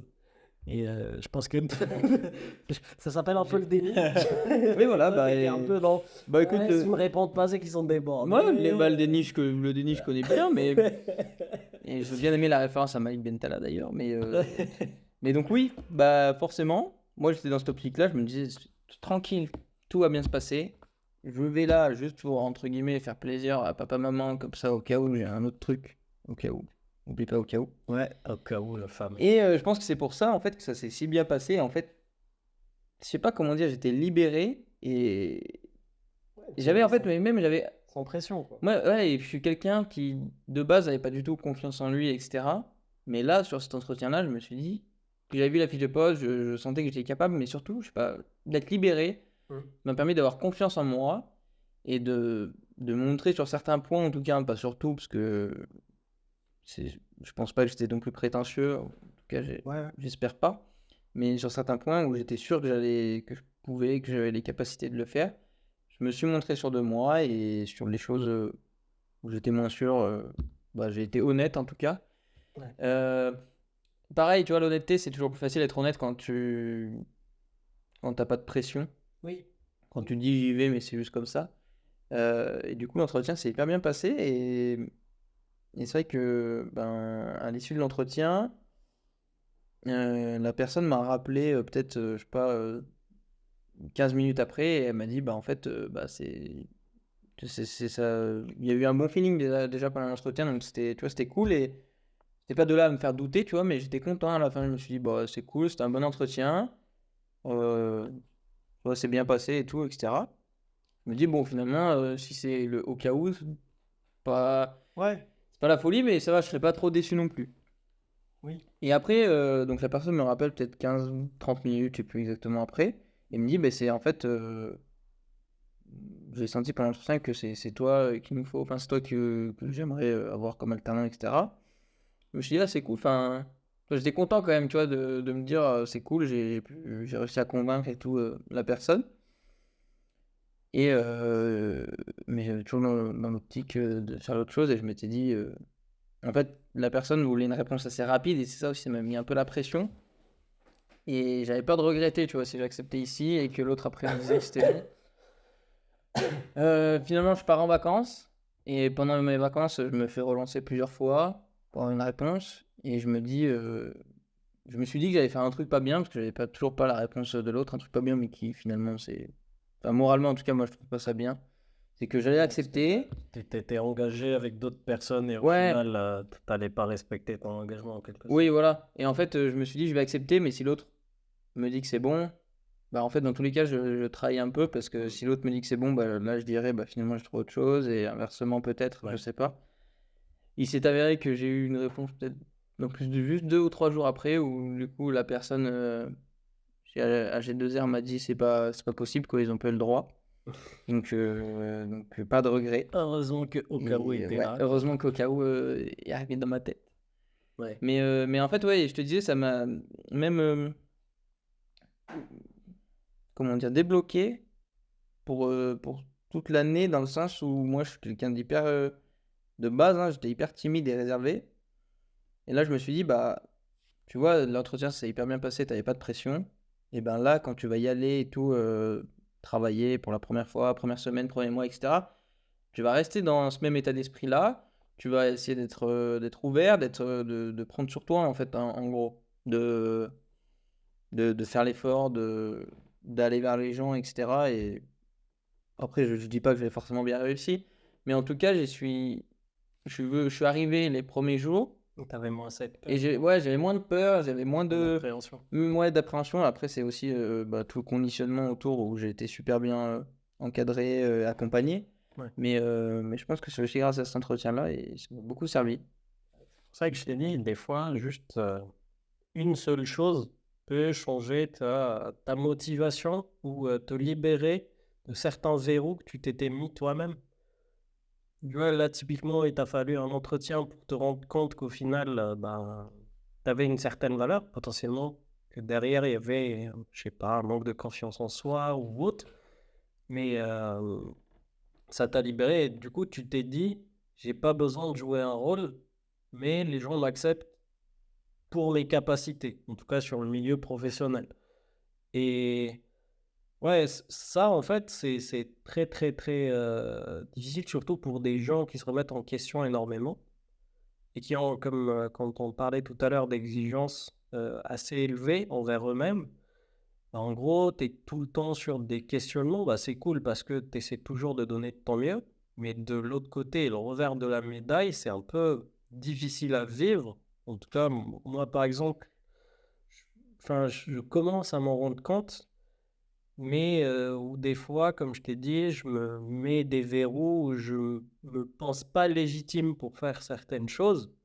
Typiquement, tout à l'heure, tu m'as dit, est-ce que tu as déjà pensé à faire des interventions dans des écoles, etc.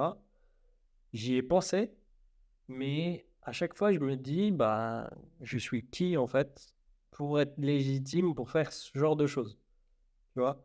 Il y a des gens beaucoup plus compétents que moi, beaucoup plus mieux placés que moi et tout, qui pourraient le faire. Alors pourquoi ce sera moi?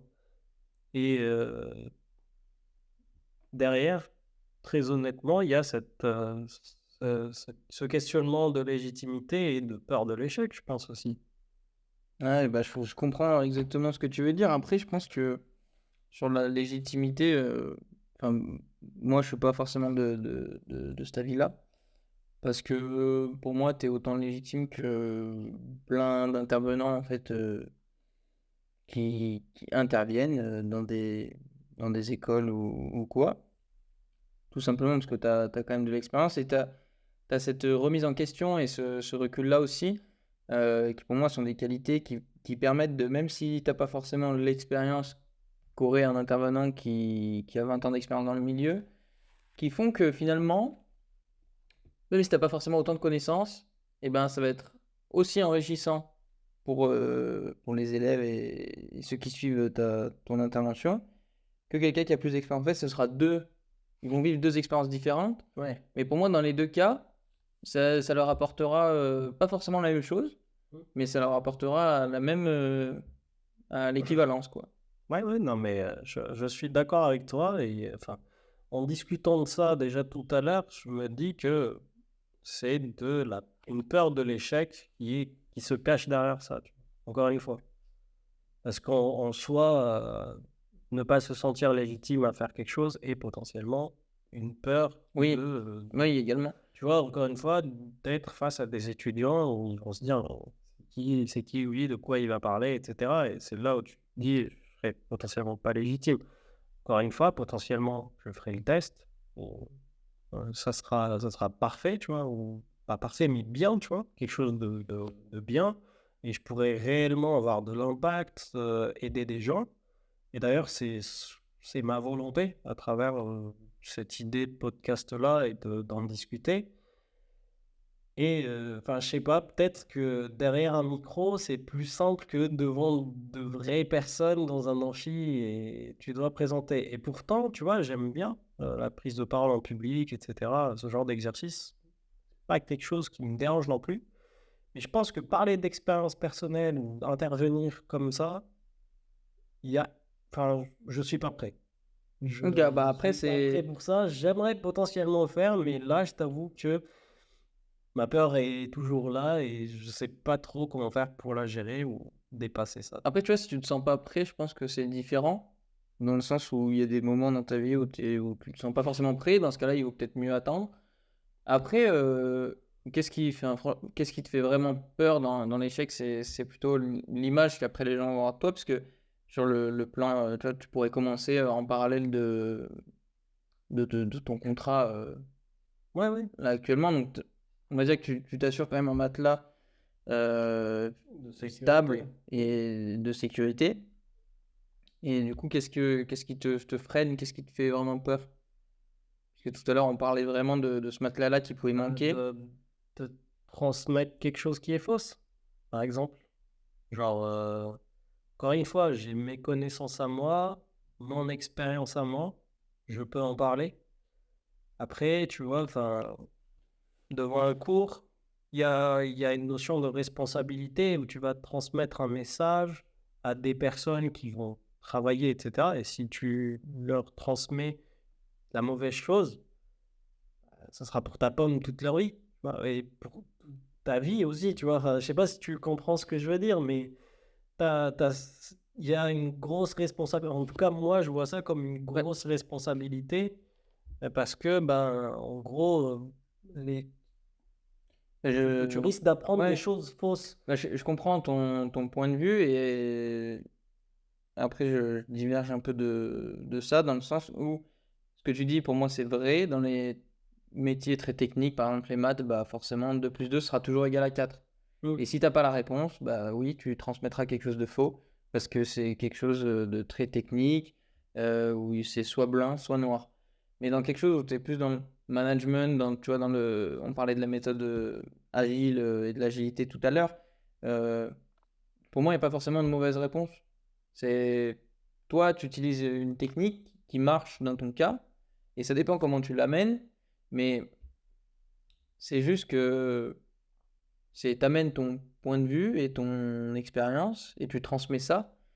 Et même si, en fait, pour moi, il n'y a pas fausse ou vraie information, c'est plutôt un point de vue et une utilisation parmi tant d'autres. Oui, non, mais Et une méthode de transmettre qui est différente. oui, ouais, t'as raison par rapport à ça, mais après, il y a quand même des notions qui changent pas. T'en as d'autres qui vont être en fonction de ton expérience et de comment tu t'es approprié la chose, mais il y a certains trucs qui sont fixes, et quel que soit le monde extérieur, en gros, c'est comme ça. Tu vois. Par exemple, la définition d'un chiffre d'affaires, c'est la définition d'un chiffre d'affaires. Oui. Oui, après, c'est sûr qu'il y a Ça les va pas fondamentales à changer, connaître, tu vois. mais Et moi, j'ai peur du coup de me louper sur un truc qui est fondamental et d'aller parler à des gens et de leur dire ça.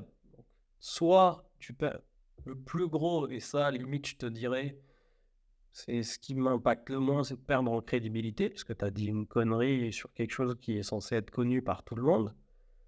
Et ça, à la limite, tu vois, ben, ok, ben, tu perds en crédibilité et on n'en parle plus. J'aurais essayé, tu vois. Mais ce qui me fait peur, c'est plus de donner une notion à une personne qui, derrière, ben, en gros, va penser que c'est comme ça. Et au moment de l'appliquer, elle se rendra compte que c'est pas bon. Et potentiellement, ça aura un impact, moi, je sais pas, sur sa carrière, sur son choix ou des trucs comme ça. Et ce genre de choses, je sais que ah, si un jour je sais que j'ai appris quelque chose à quelqu'un et que derrière, en gros, ça lui a fait du mal, bah, en gros, je sais que je me sentirai pas bien. Enfin, d'un côté, tu es responsable. Ouais, je comprends, mais après, pour faire le parallèle sur ce qu'on a pensé tout à l'heure et puis par rapport à ta première expérience, c'était un petit peu, je pense, la même peur aussi que tu avais. Et au final, tu m'as dit que bah, ton pote, il t'a dit un truc qui est hyper vrai, quoi. C'est que dans l'état actuel des choses, avec les cartes de visite, les commerçants, etc., proposaient quelque chose de médiocre, voire ne proposer rien du tout. Oui. Et toi, tu as amené quelque chose, même si c'est pas parfait, de mieux. Mm. Et je pense que c'est pas exactement pareil, mais tu peux faire aussi le parallèle là, sur ces interventions-là. C'est que ben, les étudiants, ils ont pas de base. Donc forcément, à moins de dire un truc qui est complètement hors sol et qui a rien à Oui, voir. oui, oui. Voilà, mais si c'est, Je pense que ça, c'est un si minimum c'est, de voilà, après si c'est, préparation. tu vois, juste un peu inexact, Mm. ça peut quand même, je pense, bien marcher. Et puis peut-être que te dire, comme quand tu avais fait tes cartes de visite, de te lancer un peu, tu vois, sur le même état d'esprit. Euh, Parce que je pense que je peux faire pas mal de parallèles avec ça et que ça peut t'enlever bah, la peur que tu as, tout simplement parce que tu as réussi déjà à la vaincre une fois. Mm. Et que même si c'est le contexte est différent, les enjeux sont peut-être différents, la problématique, etc., c'est différent. En fait, ça reste les mêmes peurs et ça reste plus ou moins similaire, Ouais. tu vois. Après, enfin, c'est de là d'où vient l'idée de ce podcast-là aussi. Parce que, comme je te le disais, j'avais ce cours-là avec des enseignants qui activaient leur réseau, ramenaient des personnes avec qui ils ont travaillé ou de leur propre entourage, etc., qui venaient nous parler de leur expérience. Et ça m'avait beaucoup aidé en tant qu'étudiant. Que d'entendre en fait sur cet échange, enfin, c'était vraiment des échanges chill, tu vois. On avait une table de café, le mec il se présentait rapidement, il parlait de son parcours et tout, et après c'était genre en mode on prenait tous un goûter ou un café ensemble, on discutait, on lui posait nos questions, si débile soit-elle, tu vois, juste, enfin, quand tu te réveilles le matin, tu fais quoi? Tu vois, on avait cette possibilité-là, et franchement, je trouve que c'était une chance, parce que on était avec des gens qui étaient là pour partager. Moi, ça m'a beaucoup marqué et surtout beaucoup aidé, tu vois, en me disant que écoute, moi je veux bien faire ce genre de parcours, ouais, plutôt, ouais, c'est ce genre de difficulté, j'aimerais pas trop, etc. Et au bout d'un moment, ça m'a donné plus d'idées, on va dire, sur ce que je voulais faire d'un point de vue pro. Et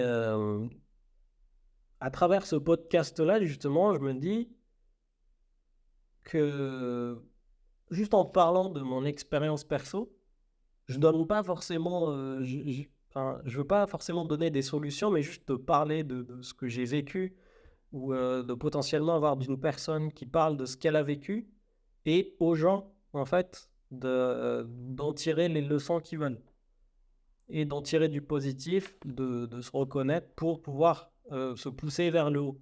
Tu vois. Et je trouve que ça, c'est un peu. Enfin, c'est pas comme si tu venais et tu donnais des méthodologies, des préceptes, etc., où tu venais Ouais. apprendre des concepts. Là, non, c'est vraiment tu t'appropries les expériences des autres pour plus ou moins construire la tienne ou faire des projections. Et en tout cas, moi, ce qui m'avait aidé sur ces cours-là, c'est la première fois que je mets des mots dessus, mais au final, c'était d'entendre leur histoire, d'essayer de me projeter dessus et de me dire, est-ce que moi, je me vois comme ça ou pas? Et ça, en fait, je pense que, tu vois, ils n'étaient pas là en mode à nous dire, oui, l'entreprise, ça fonctionne comme ça, si vous voulez réussir, voilà ce qu'il faut faire, ou à nous donner des recettes. Pas du tout. Ils étaient juste là vraiment en train, comme je t'ai dit, de nous parler même de leur routine matinale. Mais en gros, c'était pas en mode, si vous faites ça, vous réussissez. C'était, voici mon expérience, voici ma vision. Et après, c'était à nous de nous approprier ça et d'en faire quelque chose qui nous aiderait à nous orienter. Et enfin, c'est un peu ce que je voudrais sortir de ce podcast-là. Ok, bah, moi je trouve déjà c'est d'une part très, très intéressant et, et noble en vrai comme chose. Mais Pardon.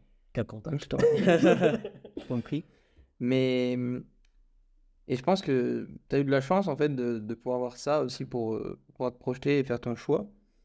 Parce que je pense que maintenant, même si tu fais pas ça toute ta vie, tu auras pris une décision qui est, je pense, quasi à 100% ce que tu voulais faire. Et ce qui, en tout cas, actuellement, tu fais ce que tu avais envie de faire. Et ça, c'est fort. Parce qu'il y a beaucoup de gens qui font des choses, surtout sur le plan professionnel, par dépit ou par manque de choix. Mais en fait, le manque de choix, il se construit aussi tout au long de l'avenir, tout au long de la vie scolaire, je pense, par manque de savoir, par manque de connaissances, etc. Et moi, je trouve que c'est aussi un peu dommage. Et puis après, bah, quand, de toute façon, finalement, on voit. Après, ouais, aussi, enfin, c'est un peu ce qui m'est arrivé pendant mes prépas, où en gros, si je voulais avoir un max de choix et pas avoir cette frustration d'être limité à un ou deux choix, tu vois, d'avoir l'école de mon choix plus la spécialité, en fait, l'objectif, c'était juste de me classer au max. Et après, en fait, le mieux tu te classais, le plus tu avais de choix. Et après, tu avais cette liberté Ouais. de faire ce que tu veux. Alors que, tu vois, si j'avais eu un enfin, j'avais pas non plus un excellent classement, mais si j'avais pas eu le classement que j'ai eu, potentiellement, j'aurais eu beaucoup moins de choix. Non, beaucoup de. Mais il y aurait eu beaucoup moins de possibilités et du coup, j'aurais été restreint. Et en étant restreint, bah, potentiellement, j'aurais jamais fini là où je suis et j'aurais été potentiellement frustré aussi. Comme ça aurait pu te plaire aussi, après, c'est plus à double tranchant dans ce cas-là.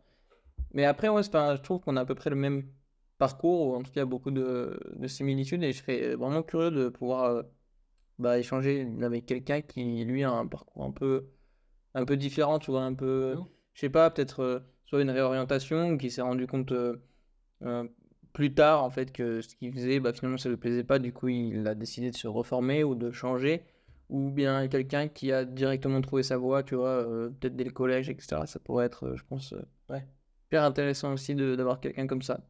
Oui, clairement, parce que enfin, je pense que chaque personne, quel que soit son métier, quel que soit son vécu, a quelque chose à apporter par son histoire.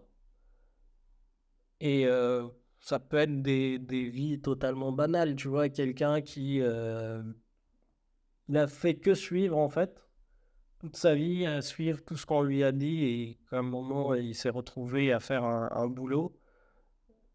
Il peut être très bien épanoui, tu vois, comparé à quelqu'un d'autre qui, lui, a fait ses choix et qui s'est retrouvé là où il est aujourd'hui et qui regrette totalement.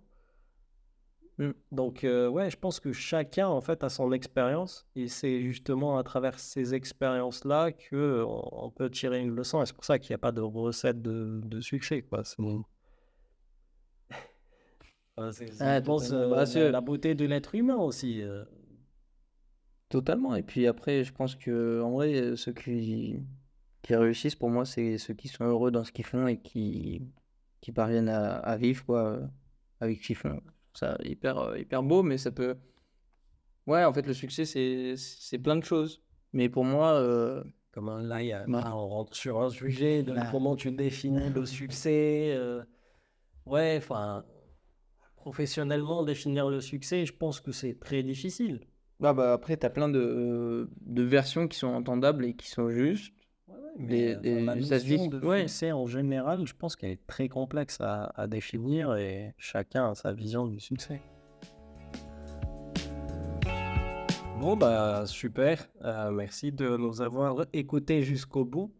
Là, on fait cet enregistrement quelques temps après, donc c'est un peu notre ressenti à froid après l'enregistrement de cet épisode. Tout à fait. Tu voudrais nous dire quelque chose, Bastien? Eh ben, comme tu veux. Est-ce que tu veux commencer ou est-ce que je me lance? Je te laisse commencer. Eh ben, c'est gentil. Moi, mon ressenti personnellement à froid, là, quelques semaines après l'enregistrement du premier épisode et les différentes écoutes qu'on a pu avoir, toi comme moi, c'est que ben, déjà, je suis très satisfait d'avoir essayé cette expérience, d'avoir tenté l'expérience avec toi et sur ce type de format. Ça m'a permis de m'ouvrir moi personnellement euh, au niveau de ma vie professionnelle et même ce qui touchait parfois à ma vie privée. C'est quelque chose que je trouvais pas facile avant, surtout de communiquer ça à, on va dire, un public un peu plus large à travers le podcast. Ça m'a permis aussi d'en apprendre plus sur toi et sur quelqu'un que je connaissais pas forcément très bien encore. Et je trouve ça très plaisant parce que ça permet de se découvrir soi et de découvrir les autres. Et c'est quelque chose qui est très riche.